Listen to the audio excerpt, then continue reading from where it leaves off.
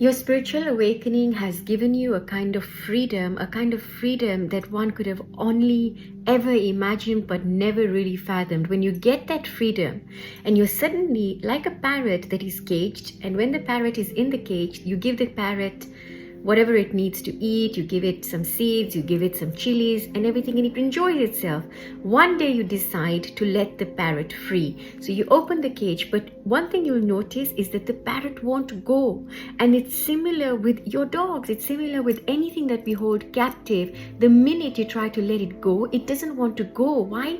Because it has been used to being in that state, and that state for it is familiar, and that state for it in its familiarity gives it safety, gives it levity, gives it that comfort it needs, or that security and stability it needs, because that's the only thing it has ever known. Similarly with us, when you free the spirit and the spirit is now free to soar, you have now gotten the keys to work out a life at the fifth dimension as opposed to the third dimension, so that whatever you work out at the fifth, you can bring it down to the third and live it out more consciously with a lot of awareness. But what happens when we do get this key and we completely open up? We sometimes get so familiar with how things have always been, and our brain will keep returning to that point of familiarity with whichever kind of guise. It's very, very important to have that level of awareness so that you know, is my mind tricking me again under a different garb? Maybe this time the garb is as a workshop, as a therapy, as conscious eating, whatever it is. Don't fall back into the trap of making it define you. Because every definition that you still hold on to, or even a new definition, including a new way of being you, including a new way of living, anything that you suddenly carve out as this is now my way, right, always has the potential of further limiting you. The minute you simply let it flow as it is, and don't limit yourself to any definition or any moment that gives you a definition, that this is a defining moment for you. No, you just allow it to happen, and then you see what else is going to happen. So when we get into this mode of, well, these were my old ways, these are my new ways now, and so this new me is now me. You see, what we haven't let go of is the habit, is the trap of again falling into a habit. It could be a good habit. There's no good and bad. It could be a habit that matches where you are right now. Nevertheless, it becomes a habit. It becomes once again something that is a condition, a conditioning, a pattern. It'll become almost a preconception of how you're going to carry out, or how you're going to perceive yourself projecting into the world outside, and how they in turn are going to perceive you. So every time we fall into that, you say, for example, that you've experienced spiritual awakening, Kundalini awakening, and now you want to wear a mala or a garland, or you don't want to wear it, you want to dress in a particular way, right? And you think, this is me now.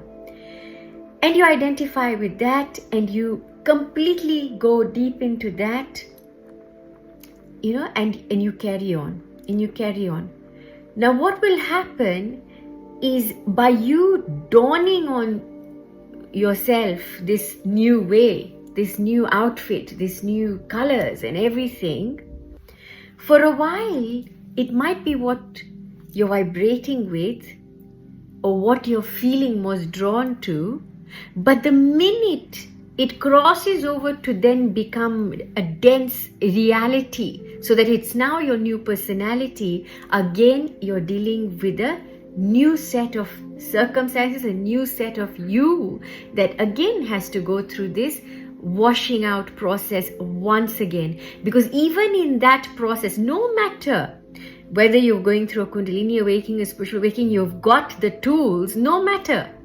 You've got the awareness, But without you having that fluidity, that flow, that flexibility, you'll keep coming and getting stuck at different junctures. Because every time we start to form a habit, we identify with it as being a definition of us. Again, what are we doing? We are limiting ourselves to a concept of us. We're limiting our definition of life, existence, and how we are living to a concept. Again, you're not living off of or out of the presence or out of that connection or the feeling or, that all that is. But you've now again limited it to this personality, this vessel. It's okay for us to have a personality or to have this vessel as long as we know that we have it, but we are not it. The big difference. Yeah. So you can say, I have this personality, or I am projecting through this, and this is my vehicle that serves me best at the moment. But I am not that. I am not it, and neither am I the experience that is coming from it.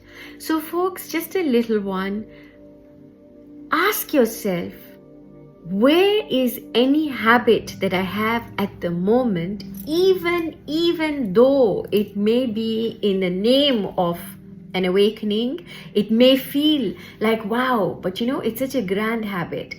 Sometimes because of this habit, it creates stagnation. Because of this habit, there might be another door that wants to open, but we're not walking through it because we're not willing to let go of this new definition of us. We're not letting go of how we think it ought to be, or this sort of tightness that has come in. So remember, folks, in your awakening, there's a lot of fluidity.